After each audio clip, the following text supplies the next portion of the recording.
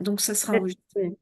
Juste rappeler que le plus simple, c'est de fermer nos micros tant que Günther parle. Voilà, vous voulez bien, si vous voulez bien fermer vos micros à présent et nous discuterons d'ici, je pense, 45 minutes, Günther.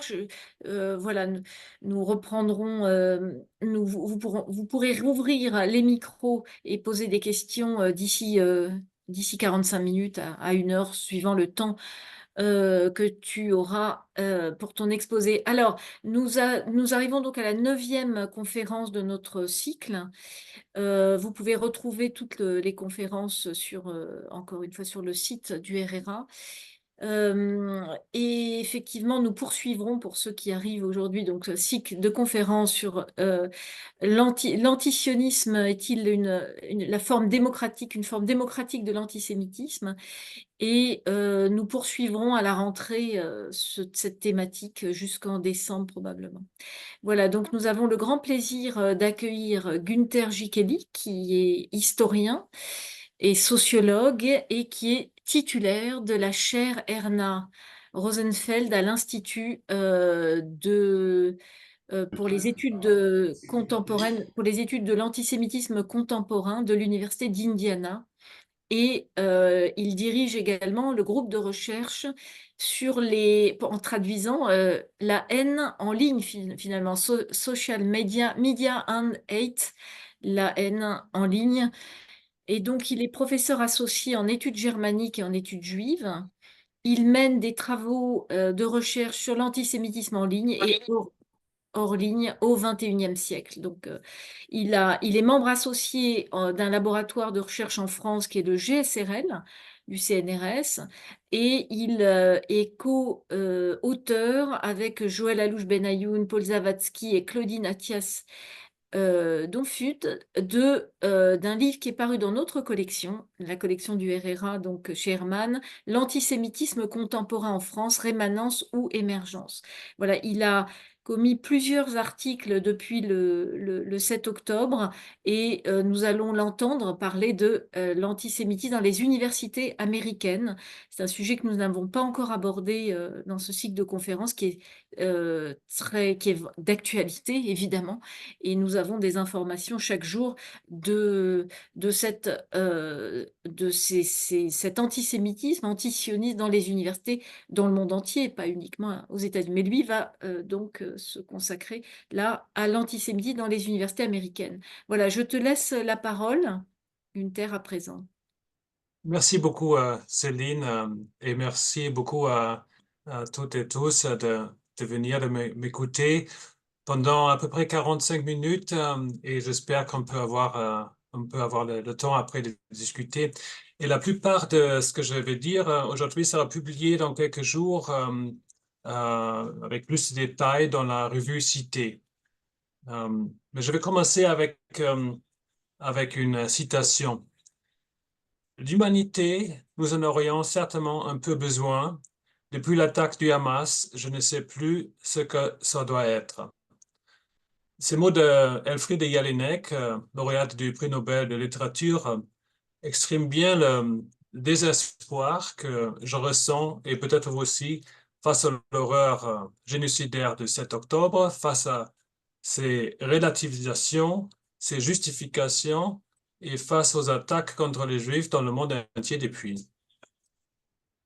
Et ce n'est pas la première fois dans l'histoire que l'antisémitisme, sous ses formes les plus modernes, non seulement se répand dans les universités, mais est poussé par les étudiants et les professeurs. Et je vois qu'il y a d'autres experts ici qui peuvent en parler plus en détail.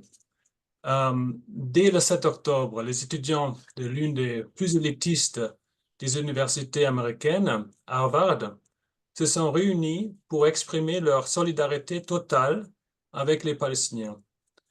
Je cite, « Nous tenons le régime israélien pour être entièrement responsable de toutes les violences qui se déroulent. » Commençait-il dans une déclaration signée par 34 organisations et rédigée par le Comité de solidarité avec la Palestine. Le texte continue. Les massacres à Gaza ont déjà commencé. du régime d'apartheid est le seul à blâmer. La violence israélienne structure chaque aspect de l'existence palestinienne depuis 75 ans. Les jours à venir exigeront une position ferme contre les représailles coloniales.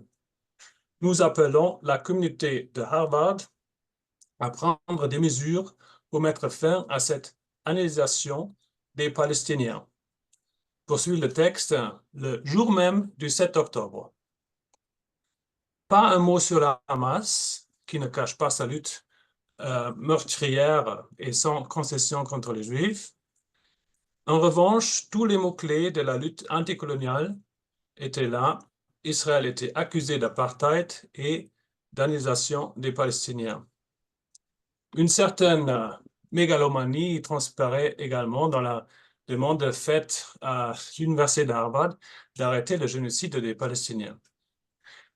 Dès la semaine suivante le massacre, des manifestations de résistance contre Israël ont eu lieu dans de nombreuses universités. Non seulement l'appel antisémite au nettoyage ethnique, avec des slogans de la rivière à la mer, la Palestine sera libre, a pu être entendu, mais les étudiants juifs ont également été harcelés et menacés dans certains endroits. Les manifestants de la Cooper Union à New York tambourinaient contre les portes fermées de la bibliothèque derrière lesquelles les étudiants juifs devaient se cacher, en scandant le slogan Free Palestine, devenu un cri de combat. Lors d'une manifestation à l'université de New York, deux étudiants avaient des pancartes sur lesquelles on pouvait lire « Gardez le monde propre » à côté d'un dessin d'une étoile de David dans une poubelle. À l'université de Wisconsin, à Milwaukee, les Students for Democratic Society ont appelé à la grève et ont souligné dans des déclarations sur les médias sociaux que le sionisme n'a pas de place sur notre campus.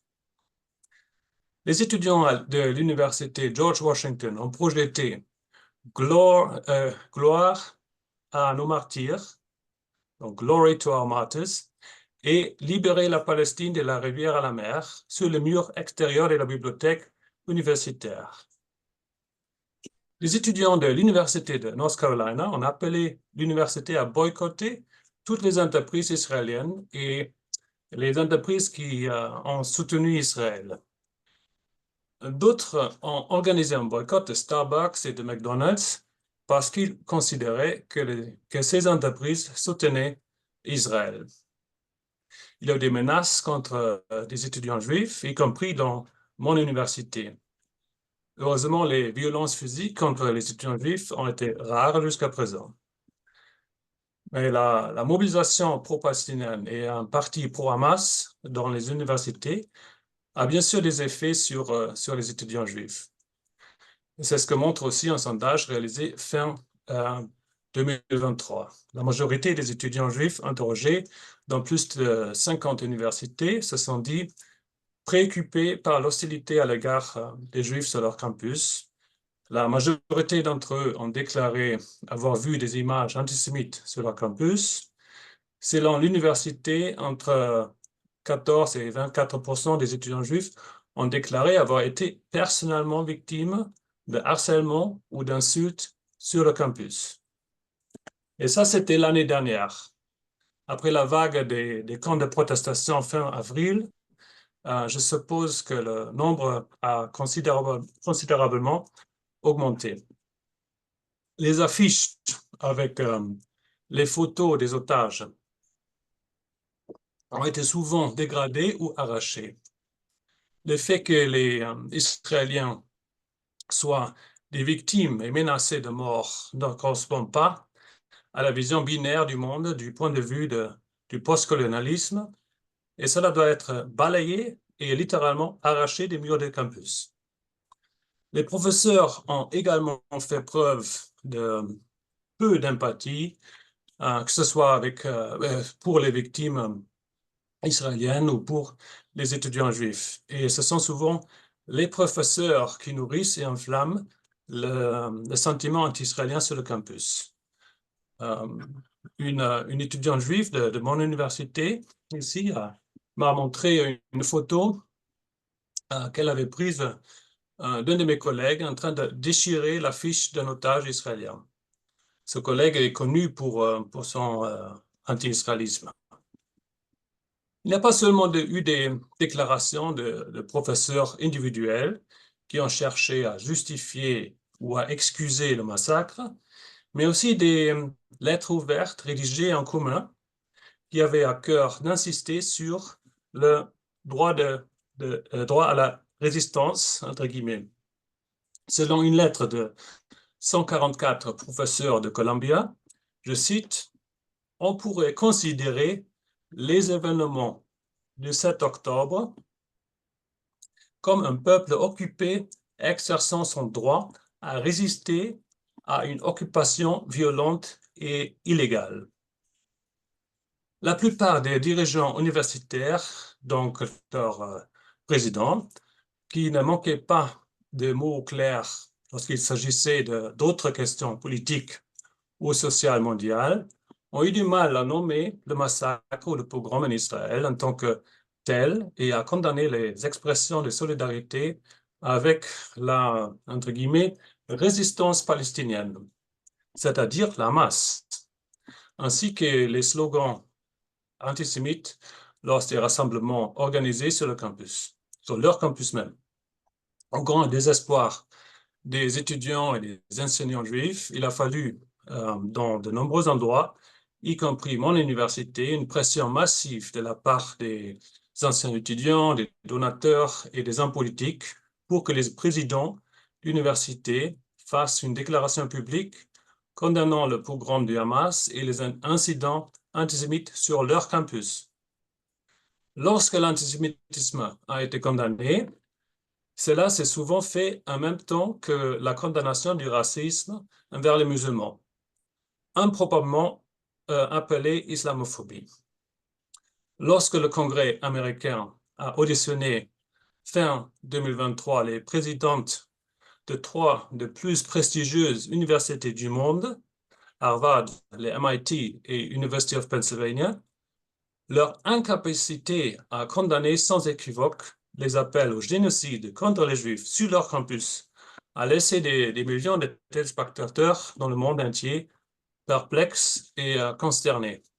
Bref, dans de nombreuses universités américaines, il y a un climat d'hostilité, un climat dans lequel il est difficile de montrer de l'empathie pour les victimes juives israéliennes d'un pogrom et de la violence sexuelle monstrueuse et de condamner sans équivoque l'acte et ses auteurs. Il est de plus en plus difficile aussi de s'opposer à la diffamation selon laquelle Israël commettrait un génocide. La résistance pour tous les moyens nécessaires, par tous les moyens nécessaires, inclut apparemment les pires massacres, les questions critiques et la demande de condamner l'antisémitisme sont interprétées comme une tentative de restreindre la liberté d'expression et la liberté académique. Comment arriver là? Deux facteurs semblent particulièrement importants. Tous deux sont particulièrement prononcés dans les universités d'élite. Premièrement, depuis les années 1960, de nombreux programmes d'études ont été mis en place dans les sciences humaines qui se sont engagés dans le postcolonialisme, largement inspiré par Edward Said, entre autres. Le postcolonialisme accuse l'Occident d'avoir une vision binaire et des préjugés à l'égard de l'Orient, qu'il propage pourtant lui-même en réalité sous le signe opposé. Cela a conduit à la diffusion d'un postmodernisme et d'un postcolonialisme à la fois dogmatique et diffus, avec des références fragmentaires à la théorie critique. Ce mélange des fragments de théorie et d'idéologie plus identitaires et émotionnelles que théoriques s'est solidifié en une vision binaire du monde. Le monde est divisé un peuple oppresseur et opprimé, un privilégié et défavorisé. Les relations sociales sont perçues exclusivement comme des relations de pouvoir. La position personnelle est considérée comme impuissante ou comme une victime, même par les étudiants et les professeurs des universités d'élite qui ne sont vraiment pas des marginaux. L'accusation de connaissance et l'apprentissage à l'université sont également considérés comme un instrument de maintenir du pouvoir. Avec cette vision du monde, la résistance, un mot presque sacré, est mise en scène contre l'impérialisme, l'État et le système.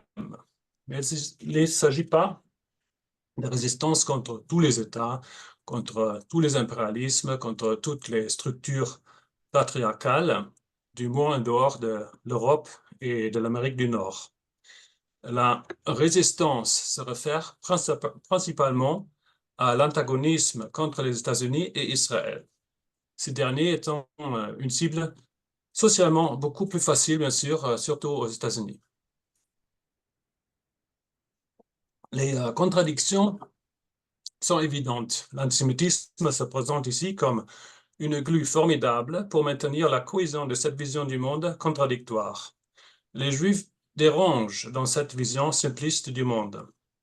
Les schémas de pensée ancrés dans le postcolonialisme actuel remontent à la campagne de propagande antisioniste menée par l'Union soviétique à partir de 1967. L'antisionisme radical qui a été délibérément fabriqué comme outil de propagande associé Israël au racisme, au colonialisme, à l'impérialisme, au fascisme, au national-socialisme et l'apartheid. Et d'ailleurs, beaucoup des slogans que nous entendons aujourd'hui sont identiques aux slogans inventés par la propagande antisioniste soviétique. En se basant sur l'anti-impérialisme et l'antisionisme soviétique, des penseurs influents du mouvement antiraciste et féministe tels que Angela Davis ont lié ou assimilé la lutte antiraciste des Afro-Américains à la lutte des Palestiniens sous le slogan de intersectionality, l'intersectionnalité, et ont popularisé avec succès dans le mouvement de Black Lives Matter. Les théories de l'intersectionnalité et de la critical race theory ne sont pas totalement fausses, même si elles s'inscrivent également dans la tradition du postmodernisme et du postcolonialisme. Elles ont toutefois été en mesure de décrire les formes de discrimination qui persistent même après les succès du mouvement de droits civiques et de mettre en évidence des problèmes réels. Cependant, ces théories ont préparé le terrain pour un activisme ethno-identitaire qui exige une pensée de groupe et une pensée en slogan. L'objectif dans cette perspective est de créer une conscience non pas de classe, comme le voulait la gauche traditionnelle, mais d'identité raciale, et toutes les personnes touchées par la discrimination doivent faire preuve de solidarité dans leur lutte mutuelle contre l'oppression. Cependant, la discrimination et l'oppression sont décrites de manière diffuse comme étant systémiques et sont pensées comme l'impact du privilège et du pouvoir des Blancs. La vision binaire du monde postcolonialiste est inversement racialisée. Les minorités sont considérées comme opprimées et bonnes, les Blancs comme oppresseurs et mauvais, à moins qu'ils ne prennent conscience de leurs privilèges et ne rejoignent le cœur de l'intersectionnalité postcolonialiste. C'est donc très sectaire, une vision du monde fermée sur elle-même qui ne tolère pas de critique. Et les Juifs dans tout ça ne sont pas perçus comme des victimes d'oppression ou de discrimination, mais comme des Blancs privilégiés. De là à dénoncer le, entre guillemets, privilège juif, thème récurrent de Mein Kampf, il n'y a qu'un petit pas. Et en effet, l'idée que les Juifs ont trop de pouvoir et d'influence sur les universités est répandue parmi certains de mes collègues et étudiants aussi. Outre ces influences idéologiques et les excès des théories postmodernes et postcoloniales, l'influence des investisseurs arabes est également évidente. L'Arabie saoudite et le Qatar ont investi des sommes considérables dans le développement des études sur le Moyen-Orient et d'autres programmes, ce qui a contribué avec succès l'établissement des positions anti-israéliennes dans les sciences humaines. Il a été démontré que le nombre d'incidents antisémites sur le campus est fortement corrélé au montant des investissements étrangers dans les universités, en particulier lorsque ces investissements proviennent des pays du Moyen-Orient. L'influence de la propagande ciblée d'organisations telles que la campagne pour le boycott, le disinvestment et les sanctions, le BDS, et les étudiants pour la justice en Palestine, le SJP, ne peuvent pas non plus être négligés. Une augmentation drastique des activités anti-israéliennes a été déjà enregistrée depuis 2021, impliquant souvent des groupes du SJP et l'organisation antisioniste Jewish Voice for Peace. La participation de cette dernière organisation est souvent utilisée, bien sûr, de mauvaise foi pour se protéger des accusations d'antisémitisme. Les organisations de lobbying islamiste proches du Hamas, telles que American Muslims for Palestine et le Council on American Islamic Relations, CARE, sont plus actifs en arrière-plan dans les universités et essaient d'étouffer les critiques des positions islamistes en les accusant d'islamophobie. La vision du monde antisioniste et anticolonialiste, dans laquelle il n'y a que des oppresseurs et des opprimés, et dans laquelle des organisations telles que le SJP ne doivent pas être critiquées parce qu'elles appartiennent aux opprimés de cette terre, semble être si répandue et si profondément enracinée parmi certains étudiants et professeurs que même un pogrom aussi barbare et brutal que celui du 7 octobre ne remet pas en question cette vision du monde.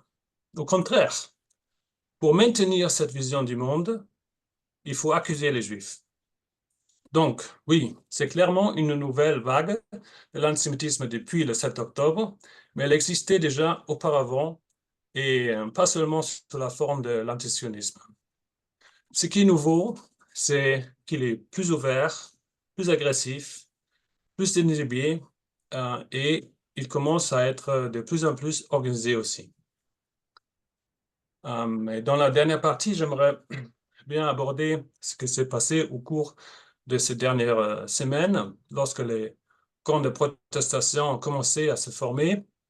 J'aimerais aussi parler concrètement de ce qui s'est passé chez nous à l'Université d'Indiana.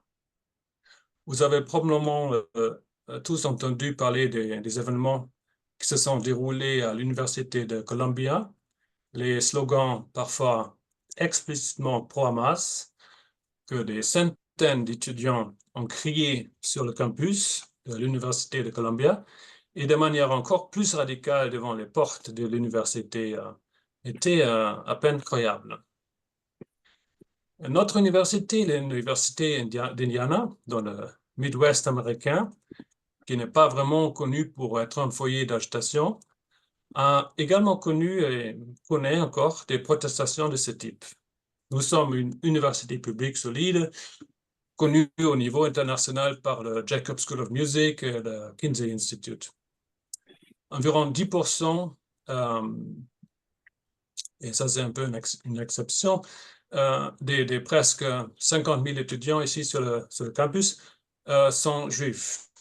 Depuis le 25 avril, aussi ici, un camp de tente pour une solidarité inconditionnelle avec la Palestine, qu'on peut lire aux pancartes, se trouve sur le campus. Et c'est en face de la maison de l'organisation Chabad, où peuvent se retrouver des étudiants juifs qui sont affiliés.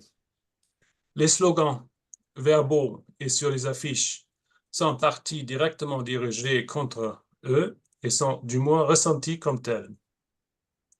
Tous les slogans ne sont pas aussi meurtriers que l'appel à la mondialisation de l'intifada. Certains ne font que diaboliser Israël. Par exemple, en affirmant que Israël pratique le génocide à Gaza, une diffamation qui, à force d'être répétée, est présentée comme un fait indiscutable. Sur notre campus, elle a surtout pour conséquence que tous ceux qui ne partagent pas cette accusation sont considérés comme complices et profondément mauvais. Cependant, les étudiants qui écrivent de tels slogans sont loin d'être tous conscients de leur signification et de leur impact sur les étudiants juifs. J'ai parlé avec des étudiants qui brandissaient une affiche où la police, le Ku Klux Klan et le IOF étaient considérés comme identiques. Mais seul l'un des organisateurs masqués qui a accouru pour interrompre notre conversation a pu clarifier la signification de ce IOF, Israel Offense Forces ou Israel Occupying Forces. Il n'était pas non plus tout à fait sûr. Mais le message qui parvient aux étudiants juifs est que les pays auxquels ils sont attachés, que ce soit par tradition juive ou par des raisons religieuses ou familiales, est diabolisé d'une manière qui les condamne aussi en même temps.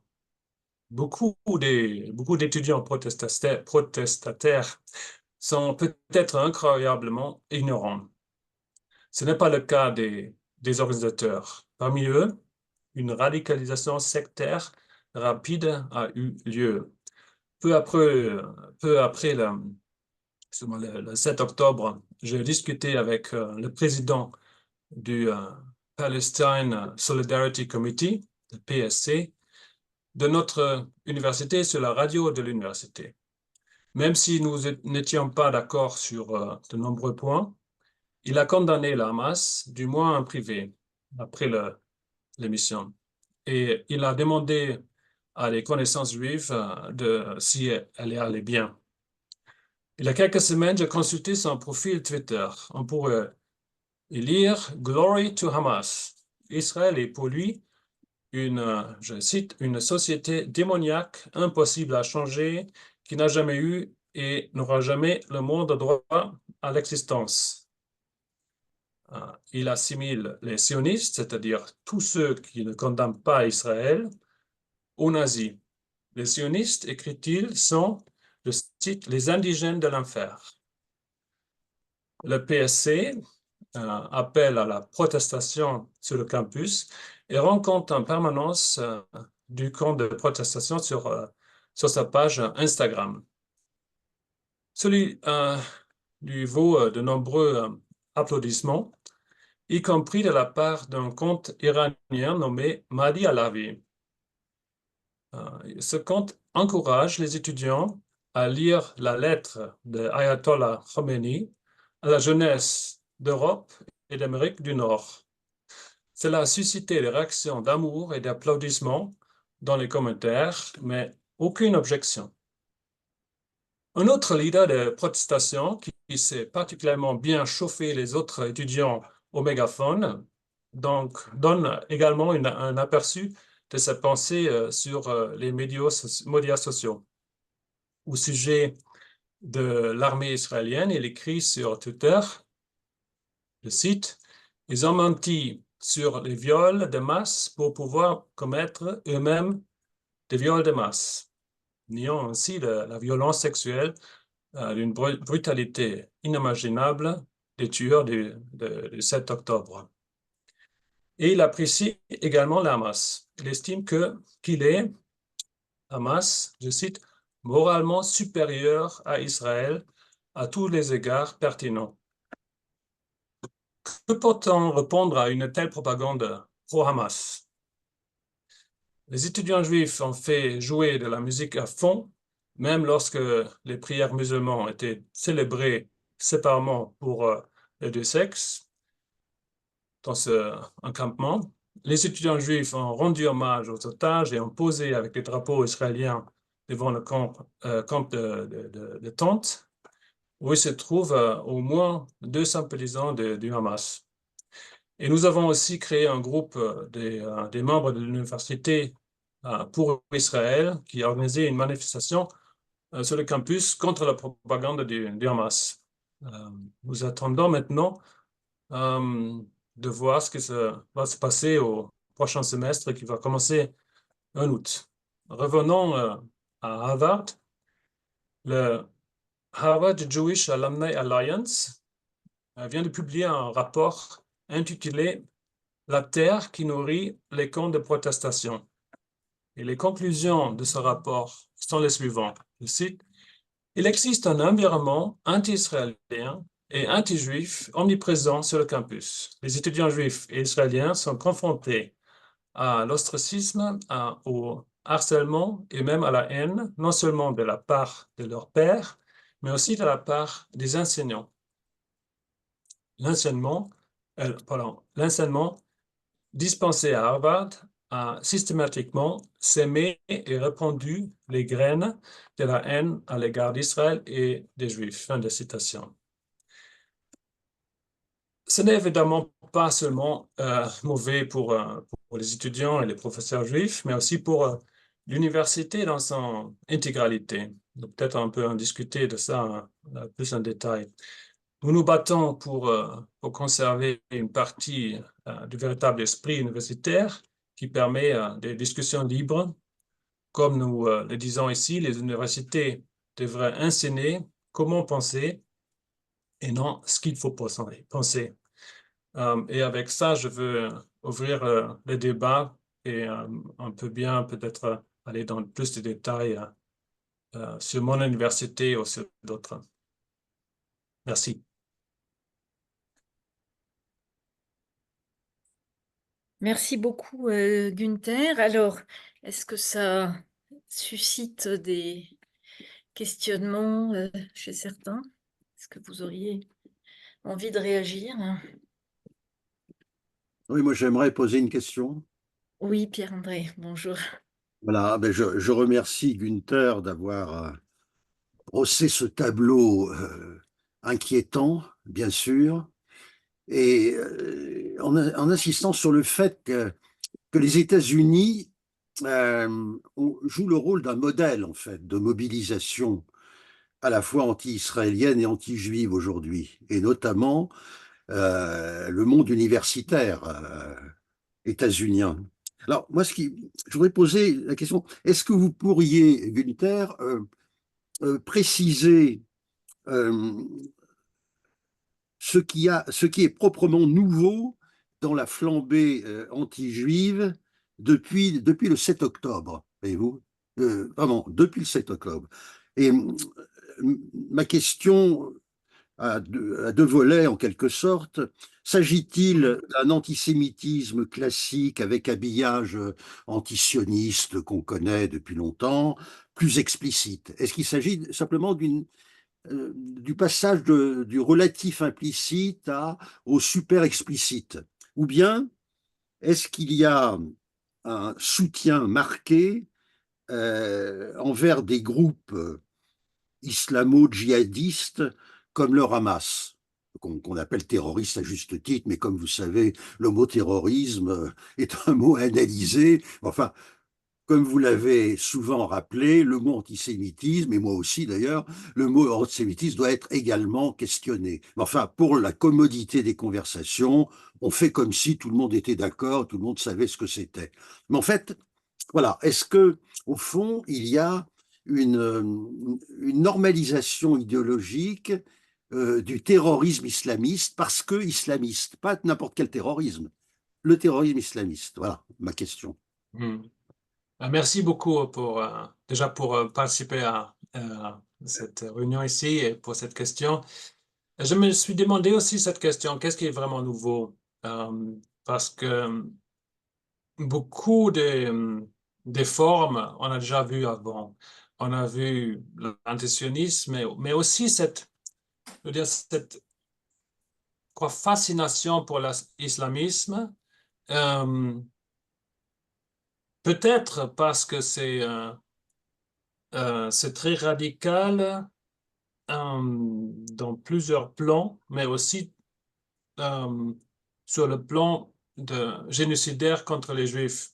Ils sont très clairs, Hamas est très clair. Je crois qu'il a une fascination, pas avouée,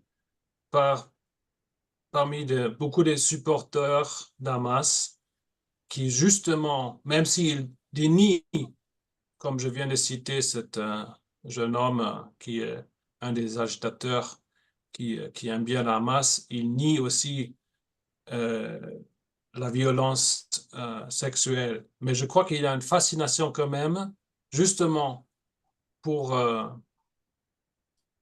ça, parce que la Hamas et d'autres islamistes, terroristes, sont assez ouverts à leur projet de tuer les Juifs. Donc ça, il y avait ça avant, mais maintenant, le 7 octobre, c'est tellement gros, si vous voulez, que soit on doit changer vraiment si on a eu une tendance là-dedans, dans l'antisionisme, soit on devrait se poser un instant et dire, bon non, ça, ma perception du monde, ça ne tient pas debout. Et l'alternative, c'est, non, si on veut, et ça, émotionnellement, c'est plus facile pour la plupart des gens de dire, non, je reste sur mes pensées et sur les pensées aussi de mes amis. Émotionnellement, c'est plus facile de rester dans le schéma. Et qu'est-ce qui reste? Il faut accuser les Juifs et l'État juif. Il n'y a pas d'autre possibilité. Donc, ça a accéléré, je crois, c'est pas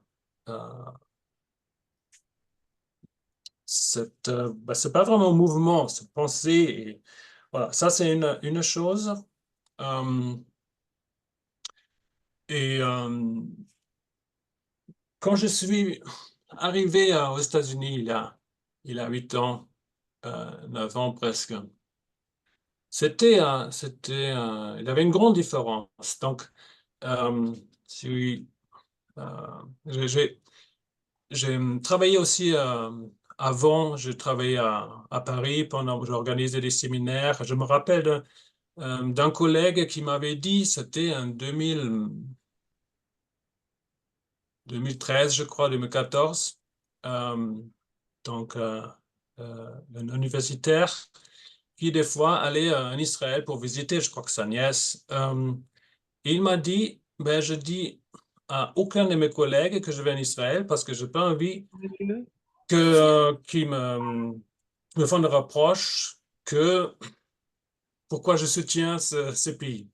Ça, en France, c'était normal. Et en Allemagne aussi, à cette époque, c'est normal. Et en Angleterre aussi. Tout ce qui était relié à Israël, c'était mal vu dans une grande partie du monde académique. Un soupçon. Et quand je suis arrivé aux États-Unis, il n'avait pas ça. Et même le sujet, l'antisémitisme, c'était un sujet parmi d'autres, comme une haine contre un groupe parmi d'autres. Et aussi en Europe, si je parle de ce que j'ai fait dans la vie, je fais des recherches sur l'antisémitisme. Même si on prononce le mot juif dans beaucoup des cercles sociaux en Europe, il y a une malaise souvent. Ça, il n'y avait pas ça aux États-Unis quand je suis arrivé. C'était vraiment ça. Et ça a changé. Mais ce qui est différent aussi aux États-Unis, bien sûr,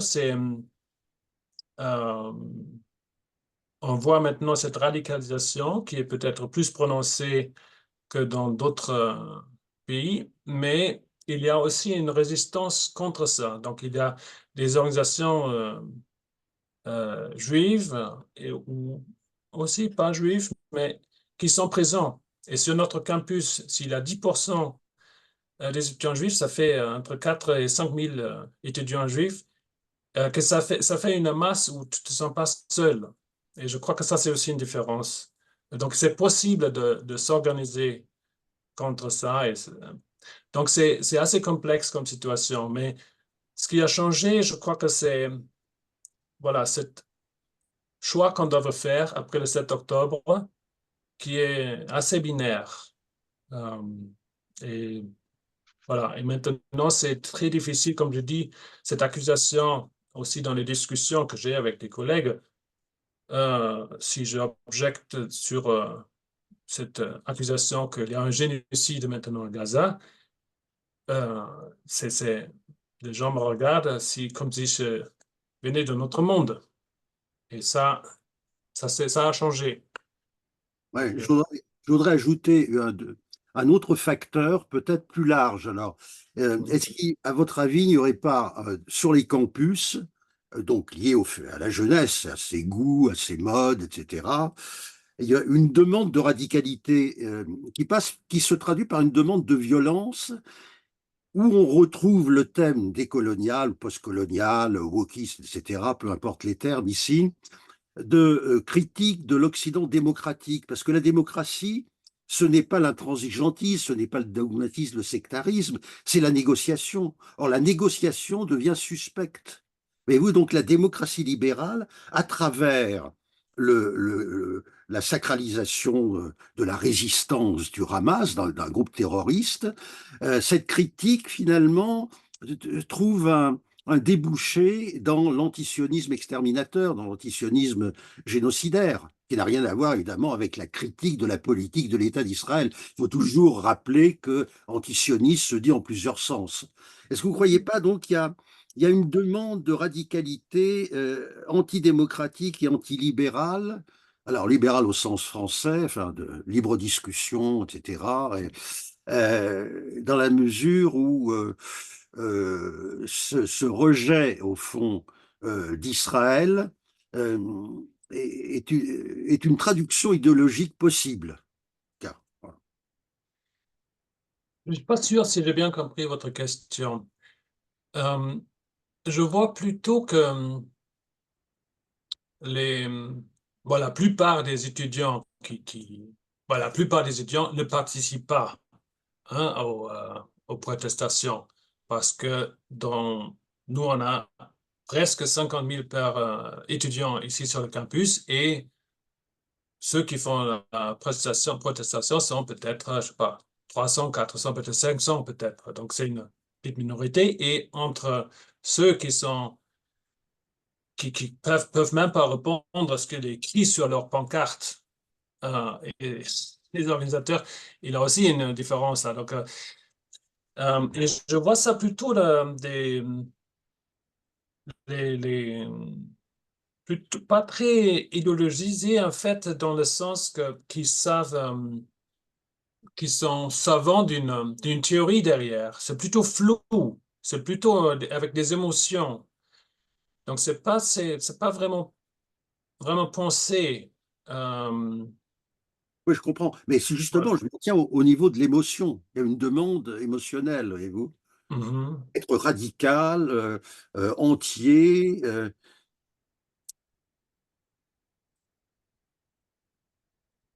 Ouais. ne sais pas, parce que dans la vie pratique, ils sont pas radicaux.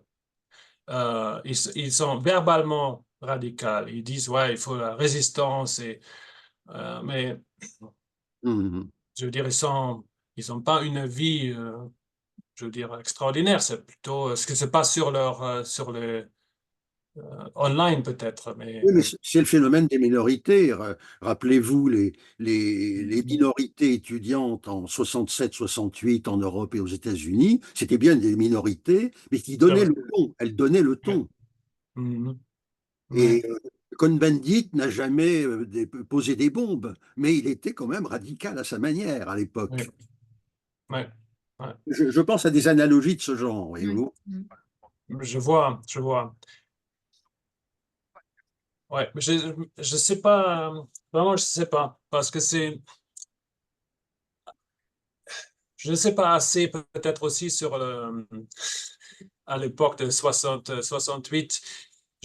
Mais je crois qu'à l'époque, il y avait plus d'une radicalité hum, avec des théories, pourquoi on est radical, qu'est-ce qu'on veut, on veut vraiment une révolution. Là, c'est dans les slogans, vraiment dans les slogans. Ça va, c'est pas très profond. Mais dans les émotions, bien sûr, il tient à cœur. Et ils ne veulent pas non plus discuter euh, de, de Non, ça. mais Donc, oui, par exemple, le jouir sans entrave, le sans entrave, mhm, ça a disparu, le jouir et le sans entrave, qui était quand même le mhm, mot d'ordre des étudiants de mai 68 en France. On trouve plus ça du tout. On trouve mhm, des gens puritains, austères, mhm, n'ayant aucun sens de l'humour et enfermés, comme vous le disiez très bien, mhm. dans une vision binaire et surtout manichéenne. Moi, ce qui me frappe, c'est ce binarisme, c'est du manichéisme, disons-le. Oui, Donc, c'est quasiment gnostique. oui, Bon, oui, et c'est très triste, je suis Pierre, d'accord. Oui, c'est de type gnostique. oui, C'est-à-dire qu'il y a oui. vraiment, il y a une diabolisation de l'adversaire. On est dans un monde où il y a des purs et des impurs, des diables et des bons dieux, au fond. Il y a une Mhm. dieuserie. Oui, il y a un puritanisme extraordinaire quand même, Oui, des c'est étudiants. vrai. Frappant. Oui, On c'est va vrai. donner la parole à Jean-Loup Msika. Vous vouliez... Il y avait Jérôme Foncel, mais je crois qu'il est parti. Monsieur, vous pouvez poser votre question. Il faut rallumer votre micro. Ah, il trouve pas le... Est-ce que quelqu'un souhaite poser une question? Je crois qu'il y a une question dans le chat, dans un commentaire. Oui. Oui, Commentaire. moi je faisais juste une remarque. Je parlais d'identification des étudiants. Il me semble que ça retrace bien le mouvement affectif, émotionnel, et sans nécessairement de théorisation que Gunther exprimait. La cause palestinienne, oui. Oui, mais je me demande, c'est vraiment, qu'est-ce que ça veut dire pour eux, la cause palestinienne? Oui, c'est vrai, mais qu'est-ce que ça veut dire, la cause palestinienne pour eux? Je suis pas sûr. Mm. Euh, Parce qu'ils n'ont pas vraiment de... Je vois pas d'intérêt à comprendre plus sur les Palestiniens, la société, comment ça fonctionne. Il n'y a pas un intérêt vraiment de comprendre. Oui, la cause. Mais c'est quoi la cause vraiment? Donc, je soupçonne que la cause, c'est aussi parce que c'est euh, avec cette idéologie de lutter contre le pouvoir et contre les Juifs qui sont... euh, c'est pas avoué encore. Je crois qu'il y a ça qui est encore... j'espère qu'on va pas y arriver, mais Mm. il y a tellement une accélération dans le développement de l'antisémitisme. On n'est pas là encore qu'ils avouent, oui, le pouvoir contre qui ils veulent lutter, c'est le pouvoir juif dans leur imagination. On n'est pas là encore, mais ça peut être ça la cause palestinienne, parce que c'est quoi la cause palestinienne pour eux? Mm. C'est très flou. Mm. Est-ce que vous m'entendez là? Oui, là, on vous entend. Allez-y. Voilà, est-ce que je peux poser ma question? Voilà. Alors, en fait, allô? Oui, vous m'entendez? Mhm. Est-ce que vous Yes. m'entendez? Hein? Oui. Oui. Bon, alors voilà. En fait, ma question est la suivante. Est-ce qu'il ne faut pas poser la question d'un élargissement, c'est-à-dire du panorama, au-delà de la prétendue cause palestinienne, voir qu'il s'agit d'un conflit civilisationnel à l'échelle mondiale qui a été activé déjà depuis la présidence d'Obama pendant 8 ans. Il a mis ses pions en place. Il était à la fois d'extrême gauche et islamiste. Et il a donc c'est l'islamo-gauchisme avec toute la planète, avec les idiots utiles de gauche qui est en action et qui cherche à détruire la civilisation judéo-chrétienne en détruisant les États-Unis, en détruisant l'Union européenne, l'Europe occidentale, et avec les guerres, la guerre absurde entre la Russie et l'Ukraine qui a été provoquée par Obama, et tout ça visant à détruire la civilisation judéo-chrétienne et la remplacer par finalement l'islam. Et c'est ça qui a été perdu de vue. C'est un conflit civilisationnel de grande ampleur. Et donc, on doit, à mon avis, on doit rappeler que c'est le djihad qui est en action et qu'Israël est simplement la première ligne de défense. Mais que c'est pourquoi cet accent contre Israël, c'est parce qu'Israël résiste. Alors que l'Europe, par exemple, n'est pas, c'est le ventre mou, l'Europe. Et même les États-Unis aussi. Il y a une sorte de culpabilité. Est-ce que vous pourriez poser peut-être votre question? On va peut-être laisser Monsieur Gikeli répondre oui. à votre questionnement. Alors, comment faire ma question serait comment replacer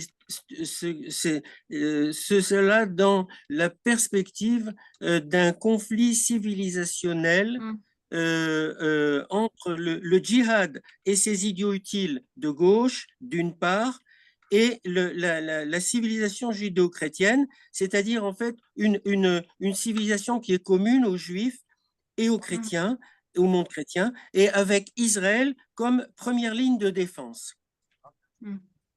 Merci. Je ne suis pas sûr si j'ai tout bien compris, mais je vais essayer de répondre. Je ne crois pas qu'Obama était islamiste ou très marxiste, gauchiste, mais bon, c'est dans ces mouvements qu'on voit sur le campus, on voit que souvent des groupes palestiniens sont les premiers à écrire des lettres ou à organiser des protestations. Et souvent, ces groupes, c'est vrai, sont influencés par des groupes nationaux islamistes. Il y avait quelques études qui sont apparues récemment qui montrent des connexions et des relations, mais c'est souvent indirect. Et c'est aussi ici, avec ce groupe des Palestiniens, un groupe d'étudiants qui sont indépendants. Et ce n'est pas une hiérarchie, mais bien sûr, ils ont de l'information des groupes nationaux qui sont des islamistes, qui leur envoient par les médias sociaux, hein, ce n'est pas vraiment secret, quoi. Günther, est-ce que tu peux préciser quels seraient ces groupes de pression, ces groupes fondamentalistes aux États-Unis? Est-ce que c'est plutôt nébuleuse, peut-être par le biais des réseaux sociaux, ou réellement des groupes ou groupuscules? Est-ce que tu parles d'études? Oui, est-ce que tu il y a American Muslims for Palestine. D'accord. C'est un groupe national, une organisation officielle. D'accord.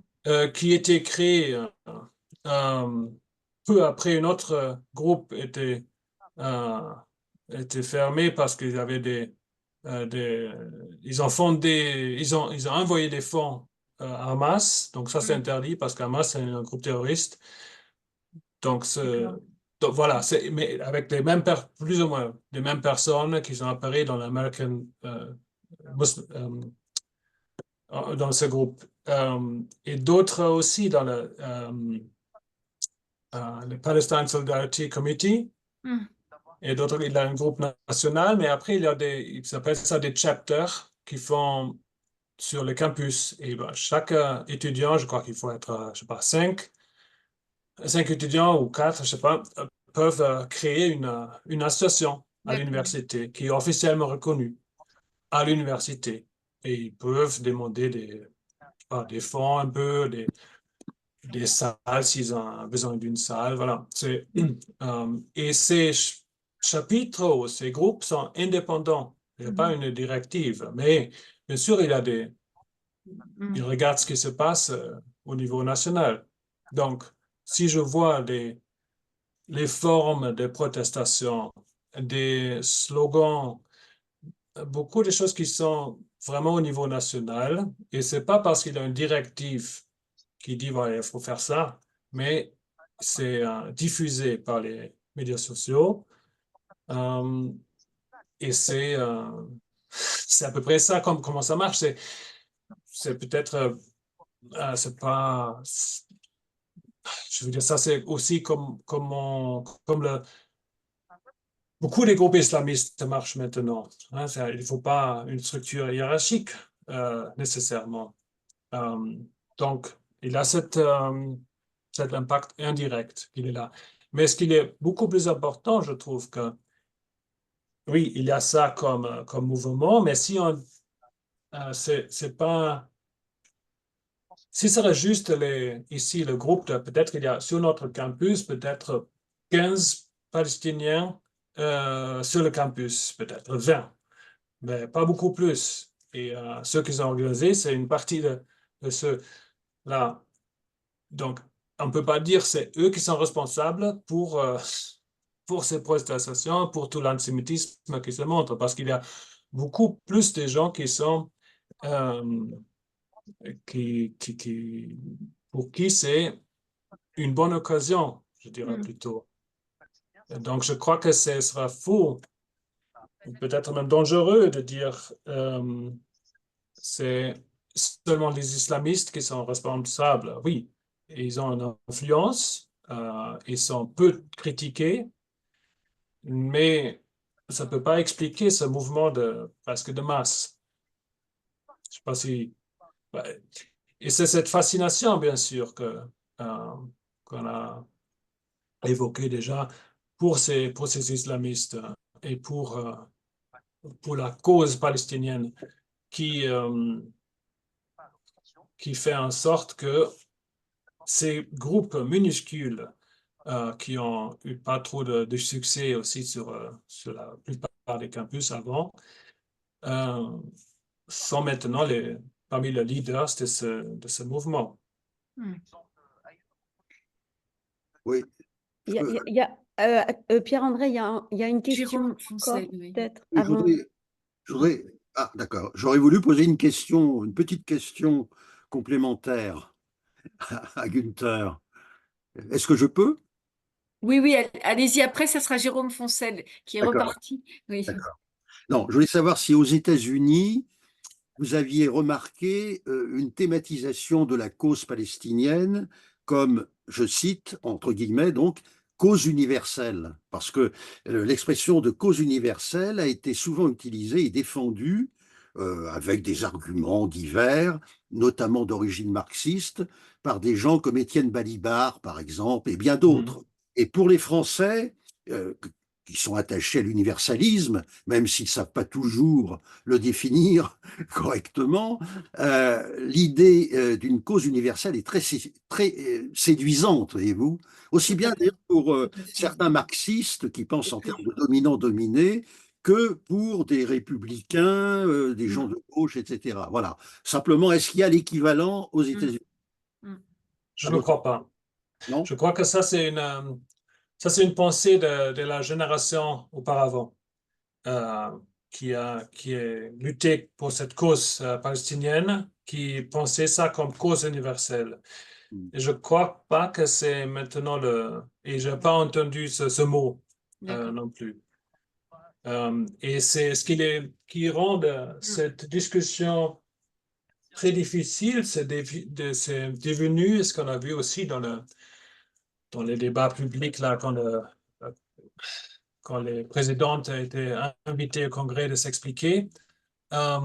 C'est utilisé par la droite, par les républicains, d'accuser les universitaires qui sont associés avec des démocrates ou avec des libéraux d'être antisémites, en fait. Donc, c'est très politisé aussi le débat sur l'antisémitisme. Et c'est pas donc, c'est plutôt contre cette cause palestinienne, je crois que c'est dans le cadre contre la droite, plutôt dans ça. Il y a bien sûr une contradiction là-dedans aussi, parce que c'est souvent cette idée de traiter les gens d'abord par leur apparence à une ethnie, ou leur couleur de peau, mais c'est pas vraiment universaliste. Donc, ça aussi. Mais je crois que, oui, ça c'est la cause palestinienne comme une cause universaliste, je ne le vois pas. D'accord, merci. Jérôme Foncel, vous êtes là? Il est reparti. Pierre Lazare? Oui. Bonsoir Günther, ça me fait plaisir de vous revoir. Je voulais vous poser une question sur votre exposé très intéressant concernant le rôle de l'enseignement dans les universités. Je ne sais pas si vous avez beaucoup parlé de ça, mais on a quand même constaté un énorme investissement des pays comme le Qatar depuis 30 ans dans les universités américaines. Et je me demandais quel est le poids que vous donnez à cette influence des Middle Eastern Studies dans le mouvement qui se développe dans les universités. Est-ce qu'il y a, autrement dit, un enseignement, disons, avec une tendance pro-palestinienne qui est généralisée maintenant dans les départements où doit enseigner l'histoire du Moyen-Orient et la science politique? Oui, merci. Oui, tout à fait. Je crois que ça a préparé le terrain, ça a contribué à préparer le terrain depuis 20 ans au moins. Parce que mais c'est pas si direct. Donc, apparemment, il y avait pendant les 20 dernières années 1,5 milliard de dollars qu'il a investi à Harvard, le Qatar. Ouais. Donc, c'est énorme. C'est incroyable comme chiffre. Mais ça n'a pas un effet direct parce que c'est pas le Qatar qui vont dire bah, ce professeur va être embauché. C'est plus indirect. Ils vont créer un centre ou un poste où c'est très probable que quelqu'un qui a ces idées-là, qui est très anti-israélien, va avoir ce poste. S'il a un centre, après ils vont organiser un comité qui est après responsable pour recruter d'autres gens. Donc et ça prend du temps. Donc c'est pas si direct. Je crois que ça Oui, mais les justement, structures. ça Voilà. a pris beaucoup de temps, mais ça marche. Bien À la sûr, bien longue, ça sûr, marche. bien sûr. Mais ça marche même aux universités qui n'ont pas cet investissement. Notre université, par exemple, et notre université, il y a aussi un centre de recherche sur le Moyen-Orient, mais ils ne sont pas très hostiles contre Israël. J'ai des collègues avec qui je travaille très bien ensemble, mais malgré tout ça, ça peut se répandre aussi parce que ça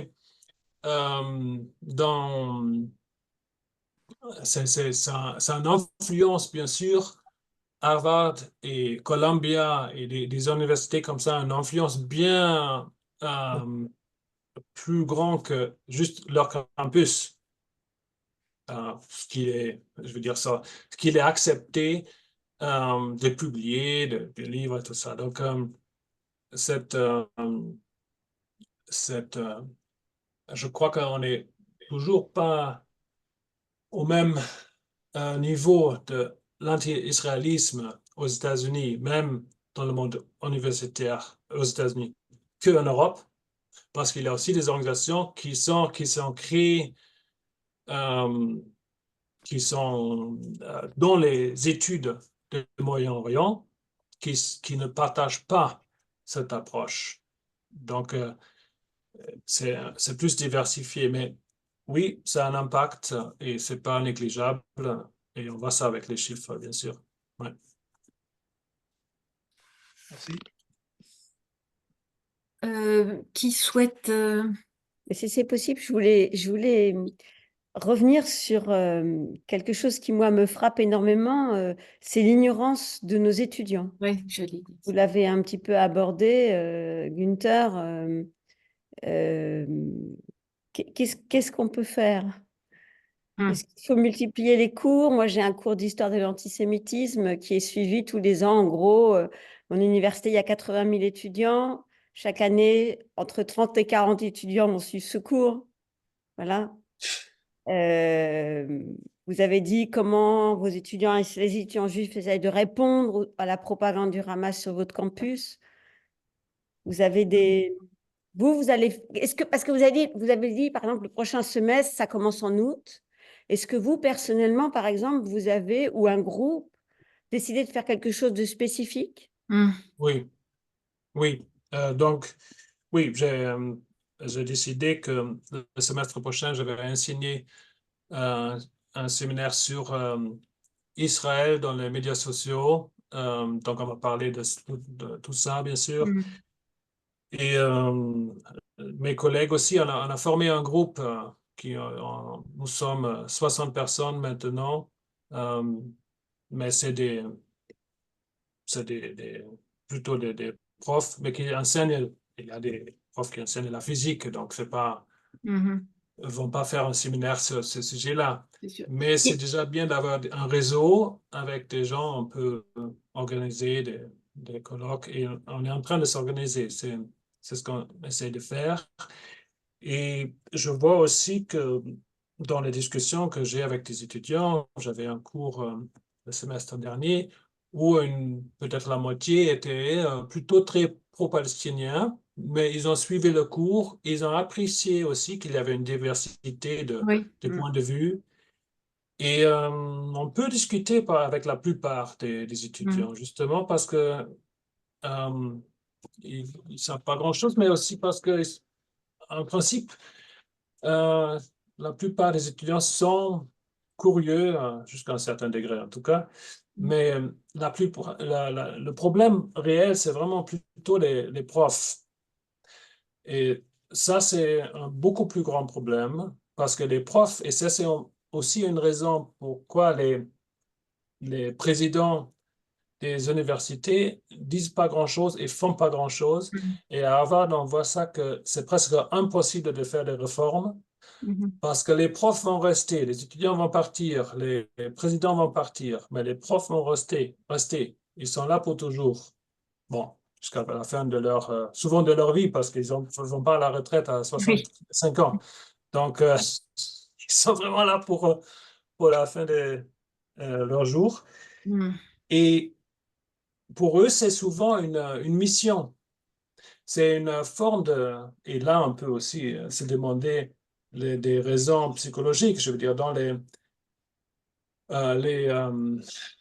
ces domaines-là, ce qu'on appelle ici humanities, et c'est dans la descente, ils ont de moins en moins d'influence, de statut aussi, ils sont plus respectés comme il y a peut-être 30 ans. Ils sont ridiculisés peut-être même, et il y a une espèce on veut être des activistes et ils voient aussi comme mission, l'enseignement aussi souvent, je vois ça, on veut enseigner des étudiants qui changent le monde, c'est ça, qui changent quelque chose, qui se font, bon, et ça peut déraper très facilement dans l'actionnisme et je vois aussi ce collègue qui a arraché les posters des otages. Lui, il est comment dire, le conseiller de ce groupe des Palestiniens et a agité vraiment pendant des années déjà ce groupe des étudiants. Et il y avait aussi, je parlais avec des étudiants juifs qui étaient dans sa classe, il n'acceptait pas de contradiction. Il a attaqué les étudiants juifs directement, qui ont osé de contredire le prof. Donc, c'est vraiment une idéalisation qui se passe dans les cours.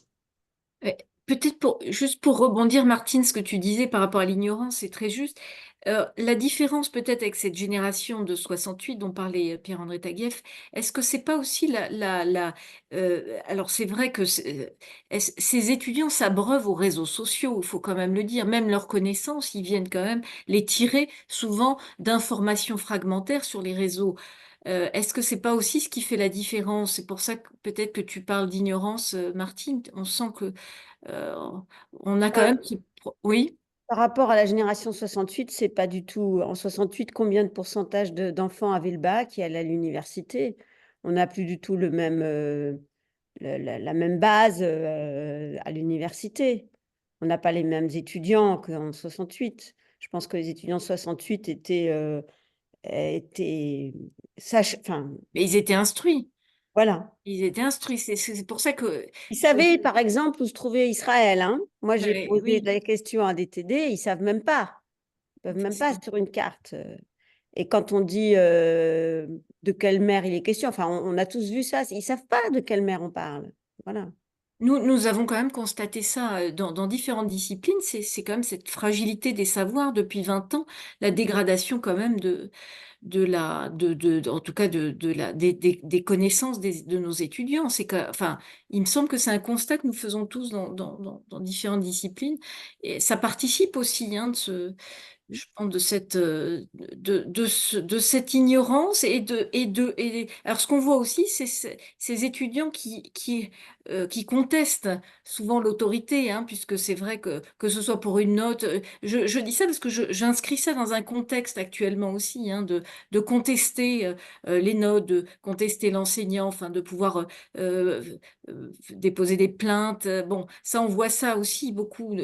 Donc est-ce que ça contribue aussi à ce climat actuellement, en tout cas là je parle des États-Unis, nous on le voit en France, mais est-ce que c'est le cas aussi aux États-Unis? Est-ce que tu sens un petit peu alors ce sont de grandes universités, hein, c'est peut-être pas pareil aux États-Unis que ce soit Harvard ou ton université, je sais pas. Est-ce que c'est le cas aussi? Est-ce que tu sens un peu ce climat et cette fragilité, on va dire ça comme ça, peut-être, chez les étudiants? Oui, bien sûr. Et tu veux dire, cette ouais, ignorance qui fragilise aussi, oui, bien sûr. Mm. Mais je trouve qu'il y a un commentaire, je vois, Oui, d'une tout à collègue de fait. Sarah Lieu que je trouve très pertinente. On peut le lire. Pertinente. Vous- Tu veux que Oui, je parce le que ça lise? montre. Oui. Je vais le lire. Je suis à l'Université de Californie. Elle peut peut-être pas, est-ce qu'elle est là, Sarah Liu? C'est peut-être elle a traduit en. Je vais le lire. Je suis à Mhm. l'Université de Californie à Berkeley et les étudiants ne savent rien d'Israël et Hamas, c'est ce qu'on disait, mais ils veulent protester parce que c'est l'expérience d'être étudiant à Berkeley. L'idée de marxisme, anticapitalisme, Black Lives Matter. Pour notre chancellor, je suppose que c'est le doyen, Mhm. qui départ à la fin, qui part donc à la fin juin, c'est l'image de l'université plus que le droit, les droits de l'homme, bon, droits humains. Même chose avec le chancellor qui commencera en quelques mois, dans quelques mois. L'image est la monnaie plus que l'antisémitisme. Oui, donc ce que je vois là, c'est une question souvent de performance, Mm. ils veulent appartenir à un mouvement. Mais bon, ça, c'est pas nouveau non plus, bien sûr. C'est un mouvement de groupe, appartenir. Mais je suis souvent frappé par cette moralisation. Je ne sais pas si vous avez entendu aussi ce mot qui revient, shame, Mhm. très souvent, Oui. et en chorus.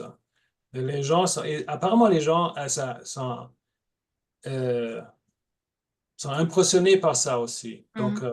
un groupe, ils chantent shame, shame, shame contre la police, contre les Ah oui, c'est ça. opposés. Mm. Les- Euh, donc, ça, c'est très moralisant. C'est Euh, ça. et je suis frappé par ça. Mais ça, c'est pas nouveau non plus, bien sûr. On a vu ça aussi par des nazis qui ont déjà fait, qui ont utilisé ça.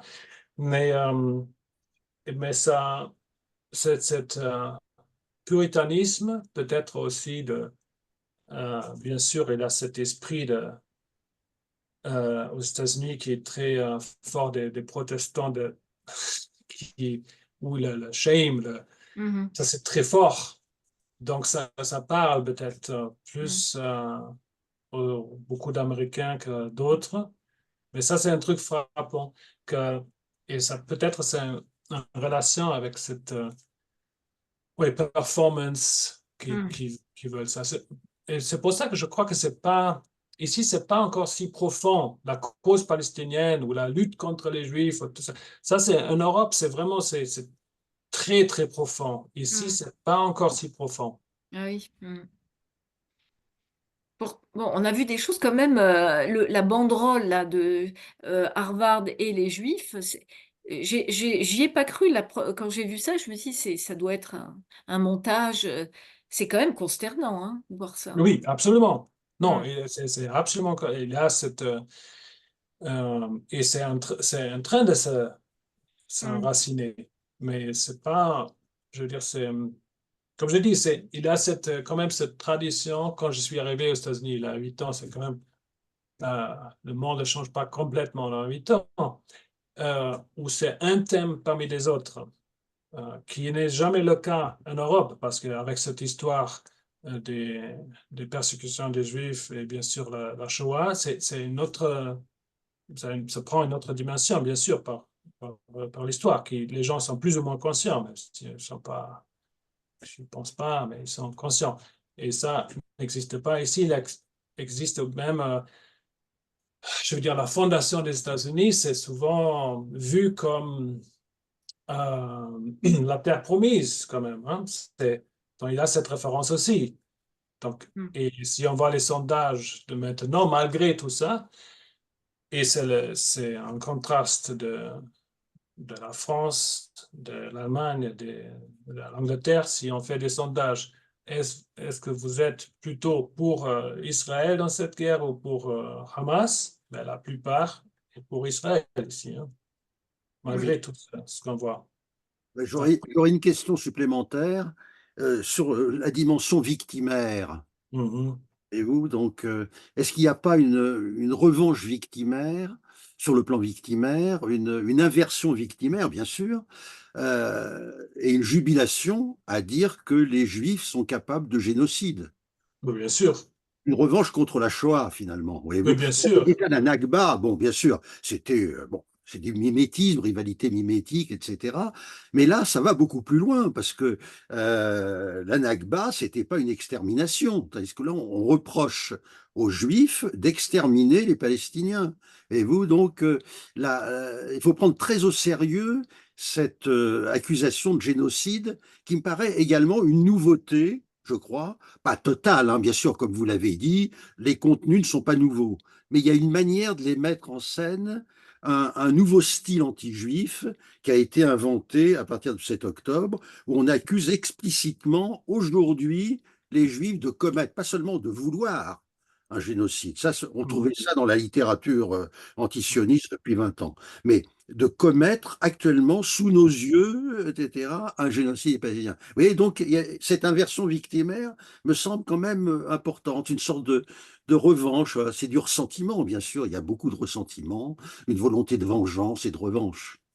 Bien sûr. Dans toute cette idéologie de la victime et le héros,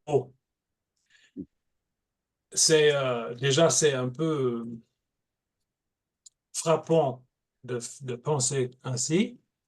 Je veux dire, bon, c'est on peut dire aussi un peu peut-être pas très sain psychologiquement de mettre les victimes sur un statut comme ça ou de vouloir être victime. Mais dans cette pensée et avec l'enseignement sur la Shoah qui est aux États-Unis aussi depuis 20 ans, il y a des musées, euh, beaucoup de musées sur la Shoah et l'enseignement. Ben, les gens savent bien sûr que c'était terrible. La Shoah, c'était terrible. Et les persécutions qu'on voit, qu'on a vues, même dans l'histoire des États-Unis, c'était contre les Noirs, c'était terrible aussi, mais c'était pas la même chose. En tout cas, ils savent que la Shoah, c'était une chose terrible. Donc, on est presque aussi obligé de trouver un moyen de réduire ça. Et bien sûr, c'est dans Je veux dire, ça réduit même pas non plus l'échelle de persécution, de désastre de la Shoah, même s'il y avait aujourd'hui un génocide que les Israéliens faisaient, ce qui n'est pas le cas, mais même, ça ne réduit pas, mais dans la pensée, émotionnellement, ça réduit. Donc, bien sûr, cette motif qui est très, je crois que c'est souvent derrière. Et aussi, bien sûr, si on pense maintenant après, si on a ces sentiments antisémites, donc qu'est-ce qu'on fait? Hein? Qu'est-ce qu'on peut, qu'est-ce que c'est autorisé, si vous voulez, comment s'y prendre? Donc, il y a deux choses. On peut se prendre à Israël et on peut attaquer aussi la mémoire de la Shoah. Et si on peut combiner les deux, ben, c'est formidable. Donc, je crois qu'il y a cette attraction pour ça, c'est qu'on voit maintenant partout. Bon, je crois qu'il n'est pas reparti. Jérôme Foncel n'est plus là. Bien. Il y a deux nouveaux messages. Oui, quelqu'un dit, vous voulez Marie-Claire Ruiz, hein, vous voulez... Oui, oui, Allez. je voulais simplement dire une remarque qui confirmait ce que vous disiez sur la contestation. Les contestations d'évaluation, les contestations de l'attitude des professeurs, les contestations par rapport au signalement, manque d'assiduité par rapport au Crous, etc. C'est vraiment, depuis 4 ans, je suis médiatrice académique et je vois ces situations exploser à l'université. Ah oui. Et c'est vraiment... alors, je me pose la question, je continuais dans mon message, c'est aussi le recrutement au niveau de l'université. Bon, ça a été dit tout à l'heure, ce ne sont pas les mêmes étudiants qu'en 68, mais il faut voir quand même que ces dernières années, alors c'est peut-être en train d'un peu changer, le recrutement, beaucoup d'élèves qui sortent des séries générales ne vont pas à l'université parce qu'il y a d'autres séries, d'autres filières qui les attirent. Et beaucoup d'élèves qui n'ont pas ce qu'ils veulent, qui sortent des séries technologiques ou professionnelles, arrivent à l'université, mais sans aucune culture générale. Et avec des différences socio-économiques qui sont réelles. Et ils sont là, mais ils n'ont pas cette culture, cette réflexion. Enfin, je ne veux pas être négative complètement, ce n'est pas tous les étudiants, mais c'est quand même une évolution très importante. Vous avez raison, oui. Ah, c'est ce que je ressens hein, dans mon quotidien, hein, mais voilà.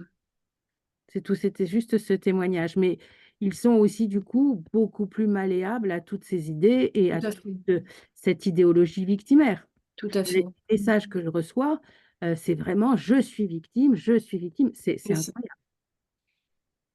Mais Oui, voilà, c'est tout ce que je voulais ajouter. c'est sûr qu'avec le spectre large de la lutte contre les discriminations, Oui, puisqu'on est passé de la lutte contre le racisme, l'antisémitisme à la lutte contre toutes les phobies, ça fait effectivement beaucoup de victimes, hein. Je crois qu'on crée des victimes et on tout à les... fait. Ouais, on fabrique des victimes. Bon, ça sera... C'est un... Je ne sais pas si on aide les étudiants, mais bon. Et d'ailleurs, dans les comités de suivi, maintenant, il faut cocher les cases, demander au doctorant qui est en comité de suivi de thèse si il a subi des discriminations sexistes et autres. Je trouve que c'est pas le lieu, dans un comité de suivi de thèse, de poser des questions comme ça à un étudiant, plutôt que... D'ailleurs, on parle même plus du contenu de la thèse. Enfin, bon, ça participe, encore une fois, je pense, de ce climat, hein, de créer des, voilà, d'ouvrir en tout cas évidemment que la lutte est très importante contre les discriminations, mais je trouve que ça prend beaucoup trop de place à l'université. Bon, euh, voilà, on s'achemine vers la fin et on va te remercier vivement, Gunther, voilà, pour cette présentation et réflexion sur ce qui se passe aux États-Unis. C'est important pour nous. On entend des choses par les médias, mais je pense que c'est important d'avoir l'analyse des chercheurs, hein, qui sont en plus à l'université et qui enseignent, hein, puisque voilà, et donc tu es directement en contact avec ces étudiants, donc c'est important pour nous d'avoir ton témoignage et ton analyse. La semaine prochaine, nous recevrons un autre enseignant-chercheur de l'Université de Lausanne, c'est Jacques Ehrenfreud. Voilà, le 6 juin à 20h30. Merci à tous. Merci aussi Pierre-André Taguieff pour vos analyses et questions toujours passionnantes, et à vous tous. À la semaine prochaine, j'espère. Au revoir. Merci beaucoup. Bonne Au revoir. soirée. Au Au revoir. revoir.